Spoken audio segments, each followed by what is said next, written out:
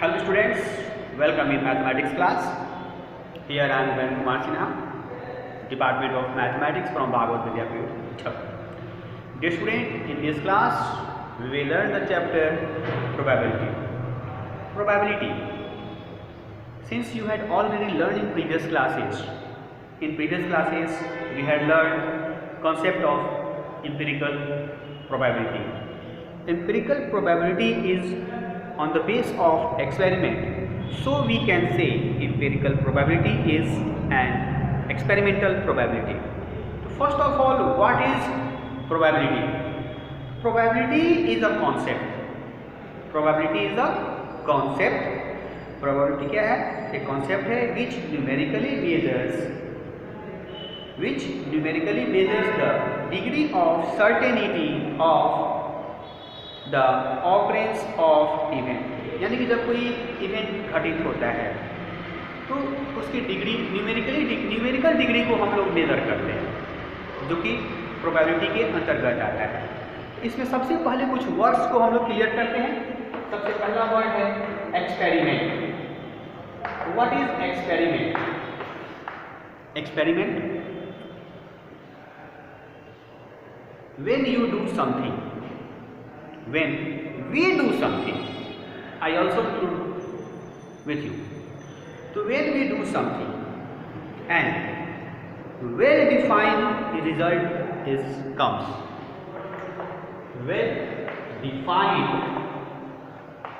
results. यदि हम लोग कोई काम करते हैं और वेल डिफाइंड रिजल्ट आता है तो उसको हम लोग एक्सपेरिमेंट करते हैं। सपोज कॉमन से एग्जांपल हम लेते हैं, if we prepare the solution of water and sugar and then taste, तो the taste of the solution of water and sugar in every time is sweet, so we can say the taste of solution of water and sugar is sweet. तो this one is experiment, यानी कि आप experiment में result को well define कर सकते हैं। Then random experiment.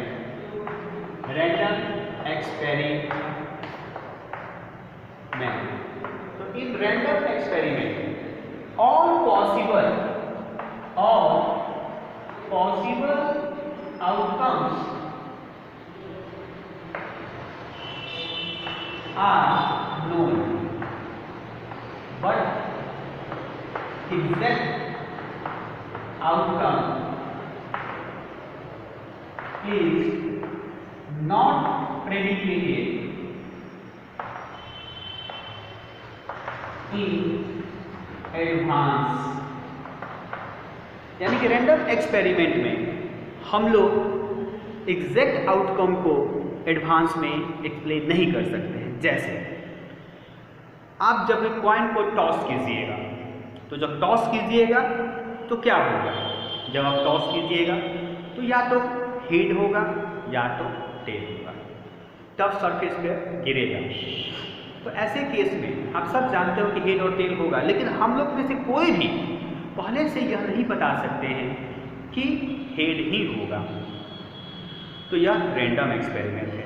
आप लूडो खेलते हो, डाई को यूज करते हो, डाई को थ्रो करते हो, तो उसमें आप जानते हो कि 1 2 3 4 5 6 ये 6 डिजिट्स जो होते हैं वो आते हैं, लेकिन एडवांस में हम लोग पहले से नहीं कह सकते हैं कि 5 ही आएगा।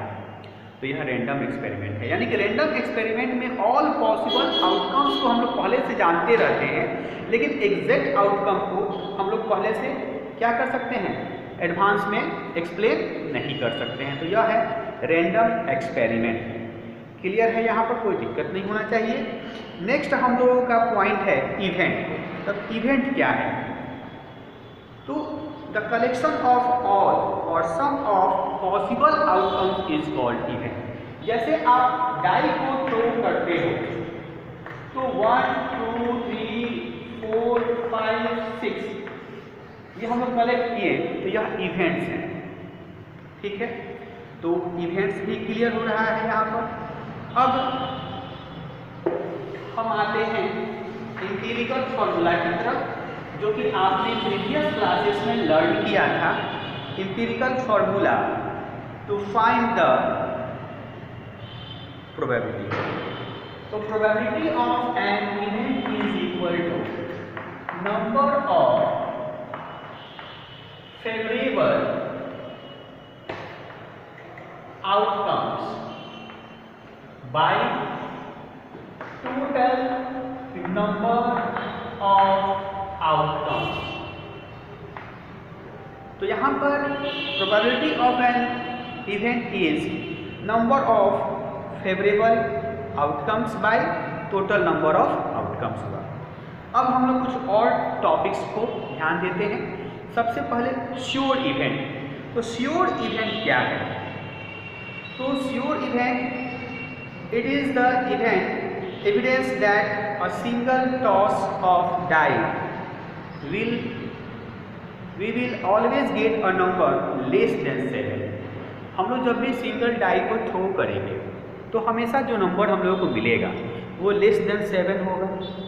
तो यह जो 7 जो है लेस देन 7 जो है 1 2 3 4 5 6 यह श्योर इवेंट है।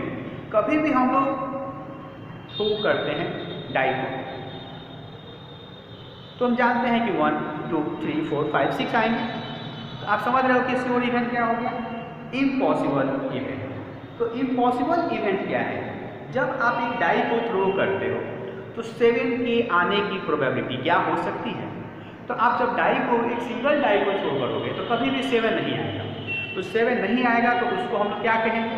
तो 7 नहीं आ रहा है तो इस केस में 7 को हम लोग इम्पॉसिबल इवेंट कहेंगे। ठीक है, अब हम लोग आगे बढ़ते हैं। जैसे आप एक सिंगल डाई को थ्रो करते हैं, एक सिंगल डाई को जब थ्रो करते हैं तो क्या क्या आते हैं? 1 2 3 4 5 6 यह जो है सैंपल स्पेस है। क्या है ये? सैंपल स्पेस है। जब आप डाई को थ्रो करते हो, एक सिंगल डाई को थ्रो करते हो तो उसमें 1 2 3 4 5 6 आते हैं। तो जो नंबर्स आ रहे हैं ये हमारे सैंपल स्पेस है। तो किसी भी क्वेश्चंस को डील करने के लिए हमारे पास सैंपल स्पेस का होना बहुत ज़रूरी है। अगर हमारे पास सैंपल स्पेस नहीं होगा तो हम उस क्वेश्चंस को डील नहीं कर सकते। ठीक है, अब हम आगे बढ़ते हैं। यदि जैसे कि यहाँ पर एक सिंगल डाई को जब हम लोग थ्रो किए तो यह जो डिजिट्स आए 1 2 6, ठीक है, तो यहाँ से क्वेश्चंस बहुत सारे थ्रो होंगे। First of all one of the question, what is the probability of getting primes? तो अब इसमें प्राइम्स क्या है? प्राइम आप जानते हो कि प्राइम नंबर क्या है? The number which has exactly 2 factors namely 1 and itself is called prime number. तो यहाँ पर जो प्राइम नंबर्स हैं वो है 2 3 एंड 5। तो यहाँ पर फेवरेबल आउटकम्स क्या होगा?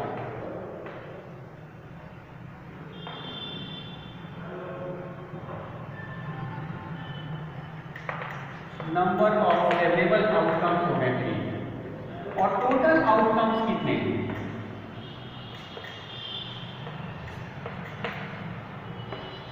Total outcome 6। तो इस तरह से प्रोबेबिलिटी ऑफ गेटिंग प्राइम्स जो होंगे वो हो गया 3/6 जो कि कट कर 1/2। हम लोग प्रोबेबिलिटी जब भी फाइंड करेंगे तो किसी भी नंबर के प्रोबेबिलिटी को जब फाइंड करेंगे तो वह ऑलवेज सिंपलेस्ट फॉर्म में होना चाहिए। हम लोग उसको सिंपलेस्ट फॉर्म में लाकर छोड़ेंगे। अब यदि कहा जाए कि what is the probability of not getting primes, तो प्राइम जो नहीं है वो है 1 4 और 6। तो probability of not getting primes